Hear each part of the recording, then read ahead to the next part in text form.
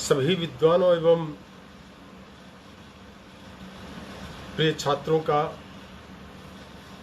इस लाइव व्याख्यान में हार्दिक स्वागत है, अभिनंदन है। आज हम काव्य शास्त्र जगत के विख्यात साहित्यकार, शास्त्रकार, वाग देवता अवतार आचार्य मम्मट के काव्य प्रकाश पर अपना व्याख्यान प्रारंभ कर रहे हैं।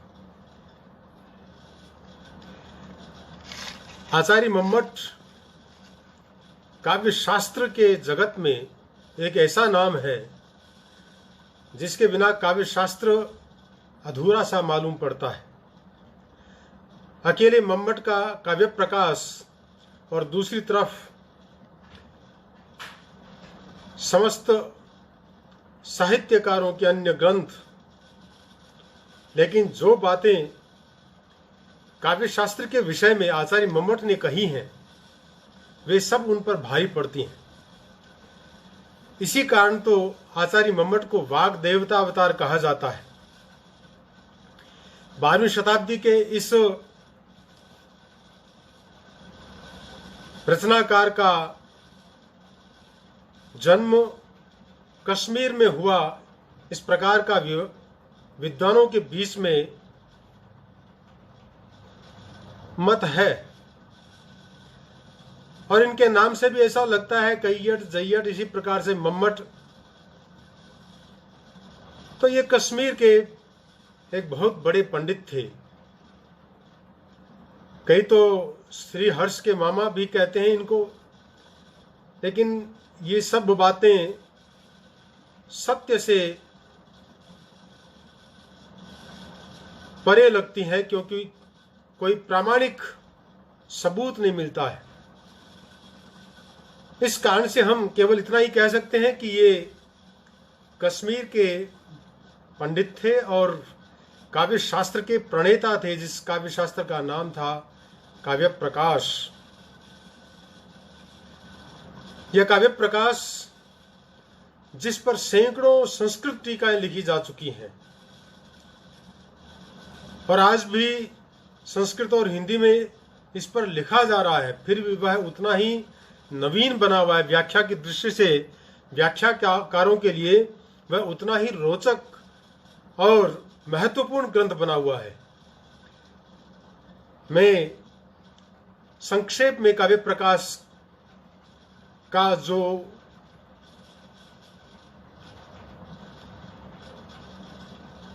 वर्ण्य विषय है या उसकी रचना कितने उल्लासों में हुई है, यह सब संक्षेप में बता देता हूं।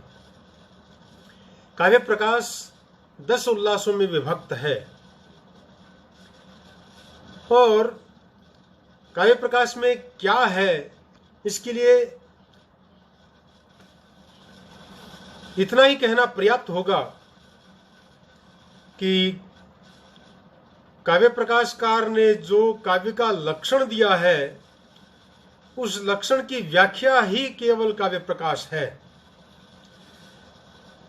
और वह जो लक्षण है उसको मैं एक बार बोल देता हूं। तददोषौ शब्दार्थौ सगुणा वनलंकृति पुनः क्वापि। यहां पर शब्द और अर्थ और ये दोनों विशेष अंश हैं। इसके अलावा अदोष,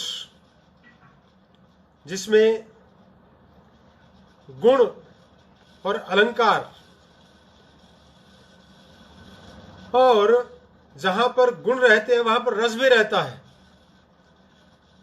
इसलिए इन सब तत्वों के ऊपर काव्य प्रकाश के अंदर विवेचन हुआ है। इसलिए हम ऐसा कह सकते हैं कि काव्य प्रकाश के 10 उल्लासों में तददोषौ शब्दार्थौ सगुणा वनलंकृति पुनः क्वापि इस काव्य लक्षण की ही व्याख्या हुई है। मैं अधिक चर्चा न करते हुए आज इसके प्रथम उल्लास पर हम चर्चा करेंगे, व्याख्यान प्रारंभ करेंगे। प्रथम उल्लास जिसमें मंगलाचरण के पश्चात काव्य के प्रयोजन, काव्य के हेतु और काव्य के प्रकार, जो मोटे मोटे भेद हैं, उनका इस प्रथम उल्लास के अंदर समावेश हुआ है। सर्वप्रथम मंगलाचरण, जो कि हमारी भारतीय परंपरा में ग्रंथारंभ करने से पहले किया जाता है, उसी को लेकर के हम आगे बढ़ते हैं। स्वयं काव्य प्रकाशकार मम्मट कहते हैं, ग्रंथारंभे विघ्न विघाताय समुचितेष्ट देवताम ग्रंथकृत परामृशति।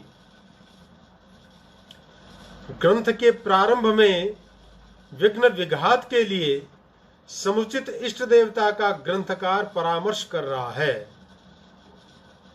यहां पर ग्रंथारंभे, ये सप्तम्यंत जो पद है, इसमें षष्ठी तत्पुरुष समास है। ग्रंथस्य आरंभ है इति ग्रंथारंभ। वास्तव में यह शब्द क्या कहता है? ग्रंथ का आरंभ, लेकिन यहां पर आरंभ से तात्पर्य है कि जिस प्रकार से हम भव्य मकान को बनाने का प्रारंभ करते हैं, उससे ठीक पहले उसके लिए भूमि पूजन आदि किया जाता है, उसी प्रकार से यहां पर भी हमें इस मंगलाचरण को समझना चाहिए। जिस प्रकार से वह भूमि पूजन वास्तव में उस भवन का अंश नहीं माना जाता, भाग नहीं माना जाता, उसी प्रकार से ये जो मंगलाचरण है वह भी इस ग्रंथ का हिस्सा नहीं है, अपितु उस ग्रंथ के निर्विघ्न समाप्ति के लिए यह ईश्वर से प्रार्थना रूप एक मंगल कामना है, उससे प्रार्थना के रूप में यही मांगा जाता है। तो ये ग्रंथस्य आरंभ इति ग्रंथारंभः तस्मिन् इति ग्रंथारंभे। यह शब्द जो ग्रंथ के प्रारंभ में, ग्रंथ के आरंभ में, ऐसा कहने का मतलब यह है कि जो ग्रंथ प्रारंभ होगा, जिस प्रकार से भवन का प्रारंभ होता है, उस प्रकार से ग्रंथ का प्रारंभ होगा, उससे पहले हम यह मंगलाचरण कर रहे हैं। क्यों कर रहे हैं? विघ्न विघाताय, विघ्नानां विघाताय इति विघ्न विघातः, तस्मै इति विघ्न विघाताय, विघ्नों के विनाश के लिए, ताकि इस ग्रंथ को हम रच रहे हैं, उस ग्रंथ के वर्ण्य विषयों का हम बिना विघ्न के और अच्छी प्रकार से वर्णन कर सकें।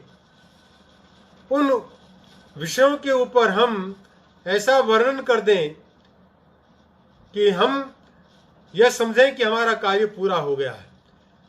इस प्रकार से उसके ग्रंथ की रचना के प्रारंभ में आने वाले सभी विघ्नों के विघात के लिए ही वास्तव में यह मंगलाचरण किया जा रहा है। और वह कैसे होगा, विघ्नों का विघात कैसे होगा? इसलिए कहा है कि समुचितेष्ट देवताम, विघ्नों का विघात हो जाए, इसके लिए जो समुचित इष्ट देवता हैं उनका हमें प्रणमन करना पड़ेगा, नमन करना पड़ेगा, उनकी आराधना करनी पड़ेगी, उनका स्मरण करना पड़ेगा। इसलिए यहां पर समुचितेष्ट देवताम, यह जो शब्द यहां पर काम में लिया है, उसका मतलब यह है कि इस ग्रंथ के अनुकूल जो देवता है, जो इसके विघ्नों को नष्ट कर सकते हैं और ग्रंथ के विषयों को परिपूर्णता देने के लिए हमें सहायता प्रदान कर सकते हैं, उस प्रकार के जो देवता हैं, यहाँ पर देवता शब्द स्त्रीलिंग का है, क्योंकि तस प्रत्यांत है जो कि हमेशा स्त्रीलिंग में ही रहता है। तो इस स्त्रीलिंग शब्द के द्वारा यह स्पष्ट हो जाता है कि ग्रंथकार ग्रंथ की जो अधिष्ठात्री देवी है भगवती सरस्वती, उसकी आराधना करना चाहता है, उसको प्रार्थना के द्वारा प्रसन्न करना चाहता है। और वह कौन है प्रार्थना करने वाला? ग्रंथकृत, ग्रंथम करोति इति ग्रंथकृत, ग्रंथ को रचने वाला, यानी ग्रंथ का रचनाकार अर्थात आचार्य मम्मट परामर्शति, परामर्श कर रहा है। इस प्रकार से आचार्य मम्मट ने यहां पर अपने ग्रंथ का निर्विघ्न समापन करने के लिए हम किस प्रकार से मंगलाचरण कर सकते हैं, उस मंगलाचरण के विषय में यहाँ पर इन्होंने ग्रंथ के प्रारंभ में यह जो शब्द है इनका प्रयोग किया है। हम अब इससे आगे बढ़ते हैं।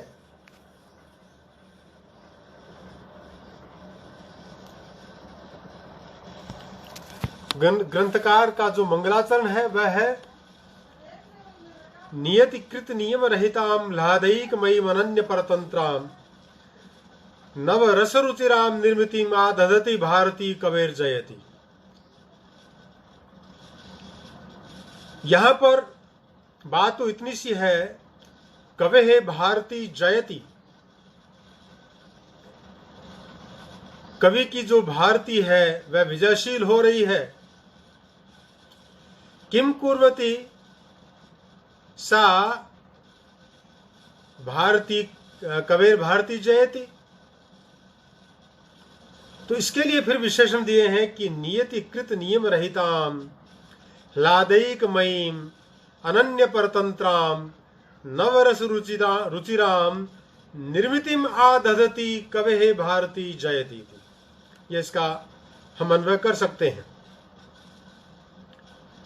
तो यहां पर जो शब्द कामे लिए, इसका मतलब यह है कि वह विजयशील हो रही है, लेकिन विजयशील होने के लिए जब राजा लड़ते हैं तो कम से कम दो राजा आपस में लड़ते हैं, तब किसी एक की विजय होती है।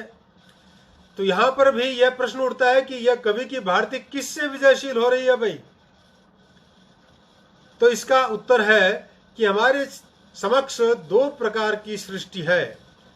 एक तो ब्रह्मा की सृष्टि है जिसमें हम रह रहे हैं, जिसमें हम समस्त व्यवहार कर रहे हैं, और दूसरी सृष्टि कवि की सृष्टि अर्थात काव्य रूपी सृष्टि है। इन दोनों में से कौन उत्कृष्ट है, यह यहां पर तुलना करके और अंत तो गत्वा ब्रह्मा की सृष्टि से कवि की सृष्टि को उत्कृष्ट बतला करके और यह कह दिया गया है कि कवे भारती जयति, अर्थात कवि की भारती रूपी जो काव्य है वह ब्रह्मा की सृष्टि से, अर्थात कवि की सृष्टि जो काव्य है वह ब्रह्मा की सृष्टि यानी जो जगत है उससे विजयशील हो रही है। वह कैसे हो रही है विजयशील, इसको स्पष्ट करते हुए यहां पर ये विशेषण दिए जा रहे हैं। नियतिकृत नियम रहिताम, जो ब्रह्मा की सृष्टि है वह तो नियति के बनाए हुए नियमों के अधीन है। वह नियति के जो नियम है उसके तहत ही अपना कार्य कारण भाव प्रकट कर सकती है, उसमें कोई छूट नहीं है। अर्थात जैसे जो कमल का पौधा है उस पर ही कमल का पुष्प लग सकता है, या कमल की खुशबू कमल के पुष्प से ही आ सकती है, या फिर हम ऐसा कहें कि संसार में जितने भी आकाश के अंदर जो नक्षत्र हैं वे वहीं पर हो सकते हैं, चमक सकते हैं। सूर्य दिन में ही उग सकता है, चंद्रमा रात्रि में ही प्रकाश कर सकता है। इस प्रकार जो नियति के नियम है उनके तहत ब्रह्मा की सृष्टि है। लेकिन जो कवि की सृष्टि है वह तो मुख में भी कमल खिला देती है, और मुख में एक एक नहीं तीन तीन कमल खिला देती है। आकाश में जो चंद्रमा है उसमें भी कमल की उद्भावना कर लेती है, और ये सूर्य और चंद्र रूपी दोनों कमलों को एक साथ भी यहां पर यह प्रस्तुत कर सकती है। इस प्रकार की कवि सृष्टि है। उसके लिए जगत के बनाए हुए जो नियम हैं वे लागू नहीं होते, इसलिए वह ब्रह्मा की सृष्टि से बढ़कर के है। दूसरा विशेषण दिया है ह्लादैक मयीम, ह्लादेन एकमयी इति ह्लादैक मयी ताम इति ह्लादैक मयी। ह्लाद का मतलब आनंद, जो ब्रह्मा की सृष्टि है वह तो सुख दुख और मोह स्वरूपा है। उसमें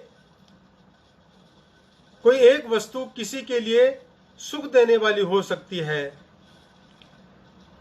तो उसी समय वह किसी और को दुख देने वाली भी हो सकती है, और किसी अन्य के लिए वह जो ब्रह्मा की सृष्टि है वह दुख देने वाली भी हो सकती है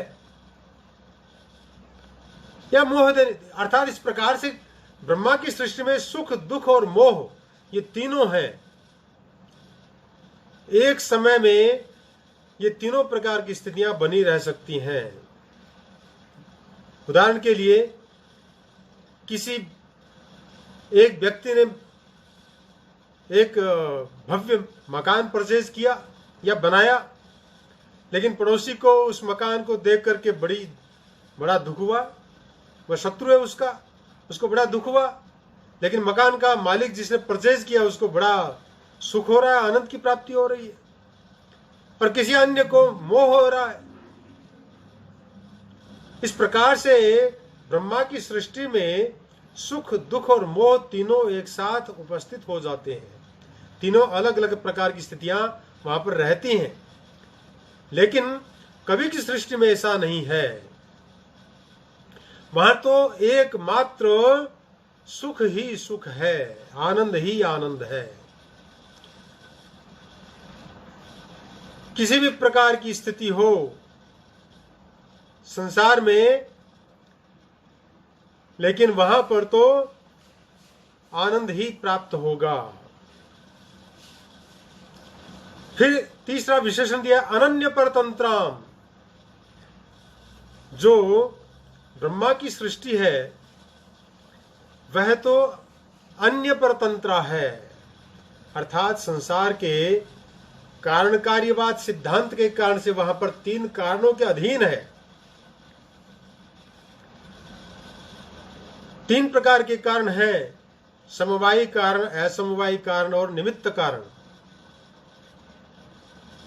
जो ब्रह्मा की सृष्टि है वह इन तीनों कारणों के अधीन है, अर्थात कारण के बिना कार्य की उत्पत्ति हो ही नहीं सकती। यह सिद्धांत ब्रह्मा की सृष्टि में लागू होता है। समवाय कारण वह होता है जो वास्तव उपादान कारण है, जिसमें ही कार्य की उत्पत्ति होती है।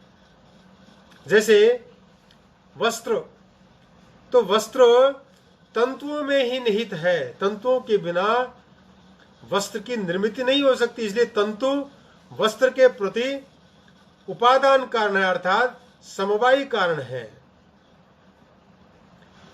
इसी प्रकार से असमवायी कारण होता है। असमवायी कारण का मतलब होता है जो समवायी कारण में समवाय संबंध से रहे, अर्थात जो धागे हैं उन धागों में जो संयोग होता है वह संयोग वास्तव में असमवायी कारण है। जब तक धागों में तंतुओं में संयोग नहीं होगा तब तक भी वस्त्र की निर्मित नहीं हो सकती है, और वह संयोग भी समवायी कारण में समवेत रूप से रहता है। जब तक संयोग है तंतुओं में तब तक वह वस्त्र भी है। इसी प्रकार से इन दोनों के अतिरिक्त एक अन्य कारण और होता है जिसको हम कहते हैं निमित्त कारण। वह निमित्त कारण जब कार्य की सृष्टि होती है तब तक वह रहता है। जैसे वस्त्रों को बनाने वाला जुलाहा, जब तक वस्त्र बन नहीं जाता है तब तक जुलाहा उसके साथ में संयुक्त रहता है, और जो ही वस्त्र की निर्मित हुई उसके बाद में जुलाहा कहीं और वस्त्र कहीं। समवायी और असमवायी कारणों के समान वह कभी भी वस्त्र के साथ में लग करके समवेत रूप से वहां पर स्थित होकर नहीं रहता है। जुलाहे के मर जाने पर भी या अन्यत्र चले जाने पर भी वह वस्त्र रहता है। इस प्रकार का जो कारण होता है वह निमित्त कारण कहलाता है। तो संसार के जो कार्य हैं वे सब के सब समवायी असमवायी और निमित्त कारणों के अधीन है। लेकिन जो कवि की सृष्टि है वह कवि की सृष्टि इन तीनों कारणों से रहित है, इनके अधीन नहीं है। क्यों? क्योंकि वह तो मुख में भी कमल खिला देता है, आंखों में भी कमल खिला देते हैं, चंद्रमा में भी मुख की कल्पना कर लेते हैं। इस प्रकार के कवि के कारण से, कवि की सृष्टि के कारण से, वह कवि की सृष्टि ब्रह्मा की सृष्टि से उत्कृष्ट है, बढ़ करके है। वह समवायी, असमवायी और निमित्त कारणों के अधीन नहीं है। इसी प्रकार से ब्रह्मा की सृष्टि केवल 6 प्रकार के रसों से युक्त है, जबकि जो कवि की सृष्टि वह 9 रसों से युक्त है। इसलिए कहा है नव रस रुचिराम। ब्रह्मा की सृष्टि केवल 6 रसों वाली है। कटु, कषाय, तिक्त, अम्ल आदि जो 6 रस हैं, वे 6 रस ही ब्रह्मा की सृष्टि में हैं, और वे 6 के 6 रस भी सभी व्यक्तियों को सभी समय में अच्छे नहीं लगते।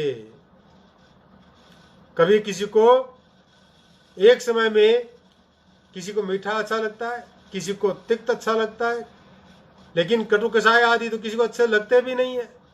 मान लो किसी एक समय में लग भी जाए अच्छे, तो भी सभी समय में ब्रह्मा की सृष्टि की 6 रस उनको अच्छे लगने वाले नहीं हैं। अर्थात अच्छे लगने का मतलब यह है कि वे उसको प्रिय नहीं है, रुचिर नहीं है। लेकिन जो कवि की सृष्टि है उसमें सबसे पहले तो 6 की जगह 9 रस हैं। श्रृंगार, हास्य, करुण, रौद्र, वीर, विभत्स आदि जो है वो 9 प्रकार के रस हैं। तो 6 की जगह 9 रस होने से वैसे ही बढ़कर के हो गए, और वे सब के सब 9 रस जो हैं वे हमेशा रुचिर हैं, प्रिय हैं, अच्छे लगने वाले हैं। काव्य के अंदर एक कवि एक ग्रंथ को लिखता है, एक काव्य को लिखता है, उसमें 6 रसों का एक साथ प्रयोग करता है। उनमें एक अंगी रस होता है। उस अंगी रस के पोषण में ही सारे के सारे जो अन्य रस हैं वे अंगभूत होकर के वहां पर स्थित रहते हैं, और वे सब के सब वहां पर अच्छे लगते हैं। उन सब रसों के कारण से जो सहृदय सामाजिक है उसका मन आह्लादित रहता है। इसलिए ब्रह्मा की सृष्टि से वह बढ़ करके है। कवि की सृष्टि ब्रह्मा की सृष्टि से इसलिए बढ़ करके है। इस प्रकार की जो कवि की सृष्टि है, कवि की जो भारती है, कवि की जो वाणी है, वह काव्य रूपी अपनी सृष्टि का निर्माण करती हुई ब्रह्मा की सृष्टि से विजयशील हो रही है। तो यहां पर वास्तव में काव्य की अधिष्ठात्री देवी भगवती सरस्वती है, उसके बिना यह सब प्रपंच हो ही नहीं सकता। काव्य रूपी जो प्रपंच है उसका निर्माण भी नहीं हो सकता है। इसलिए विजयशील शब्द के अर्थ से यहां पर नमस्कार का आक्षेप कर लिया जाता है। अर्थात इस श्लोक को पढ़ने के बाद में यह प्रकट होता है कि मैं उस भगवती सरस्वती के प्रति प्रणत हूं, जिसके द्वारा इस प्रकार की ब्रह्मा की सृष्टि से भी उत्कृष्ट काव्य रूपी जो सृष्टि है, उस सृष्टि का निर्माण उसकी कृपा से किया जा रहा है। इस प्रकार की भगवती जो सरस्वती है उसको मैं नमस्कार करता हूं, प्रणमन करता हूं। ये जो है आचार्य मम्मट यहां पर इसको यहां पर प्रकट कर रहे हैं। इस प्रकार से यहां पर ये जो काव्य प्रकाश का मंगलाचरण था उस पर हमने चर्चा की। आचार्य मम्मट ने स्वयं ने काव्य प्रकाश को 2 भागों में बांटा उन्होंने, एक कारिका भाग, दूसरा वृत्ति भाग। इस कारिका की व्याख्या करते वृत्ति में वो स्वयं कह रहे हैं कि नियति शक्तिया नियत रूपा, नियति की शक्ति से जो निश्चित रूप वाली है, सुख दुख मोह स्वभावा, सुख दुख और मोह स्वभाव वाली है। परमाणुवाद द्युपादान कर्मादि सहकारी कारण परतंत्रा, और परमाणुवादी जो उपादान तथा कर्म इत्यादि सहकारी कारण के जो पराधीन है, षड्रसा और 6 रसों वाली है।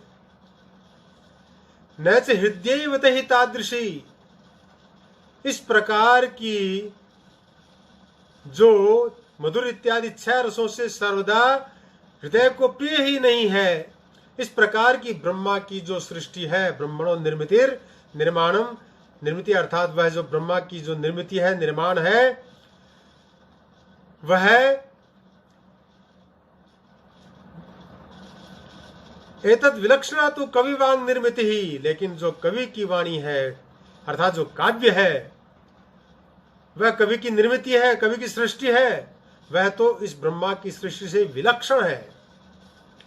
कवि की वाणी या कवि की रचना तो इससे विलक्षण ही होती है। इसीलिए अतएव जयति, इसीलिए वह विजयशील हो रही है। जयत्यर्थेन च नमस्कारा क्षिप्यता इति ताम प्रत्यस्मि प्रणता इति लभ्यते, और विजयशील शब्द के अर्थ से यहाँ पर नमस्कार का आक्षेप कर लिया जाता है। इस प्रकार उसके प्रति प्रणत हूं, यह अर्थ हमें प्राप्त हो जाता है। इस प्रकार से काव्य प्रकाशकार ने काव्य प्रकाश के प्रारंभ में अपना मंगलाचरण प्रस्तुत करके और इसका प्रारंभ किया है। मुझे लगता है कि आज हमें मंगलाचरण पर ही सीमित रहना पड़ेगा।